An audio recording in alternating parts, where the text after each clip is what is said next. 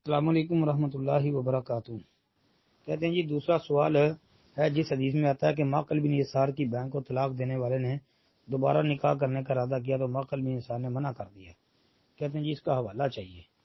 جی محترم بھائی، یہ آپ قرآن پاک کی آیت وَإِذَا طَلَّقْتُمُ النِّسَاءَ فَبَلَغْنَ أَجَلَهُنَّ فَلَا تَعْضُلُوهُنَّ أَن يَنكِحْنَ أَزْوَاجَهُنَّ إِذَا تَرَاضَوْا بَيْنَهُم بِالْمَعْرُوفِ، یہ آپ سورہ بقرہ پارہ نمبر 2 کی آیہ مبارکہ ہے۔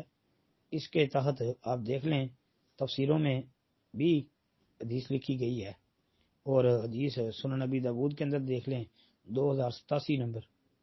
جی معقل بن یسار رضی اللہ عنہ کی یہ بہن والا واقعہ ہے اس میں کہ جب ان کے شوہر نے ان کو رجی طلاق دی اور عدت ختم ہو گئی، پھر نکاح نیا کرنے کا پروگرام بنا تو انہوں نے پیغام بھیجا، تو انہوں نے کہا اللہ کی قسم میں ایسا نہیں کروں گا۔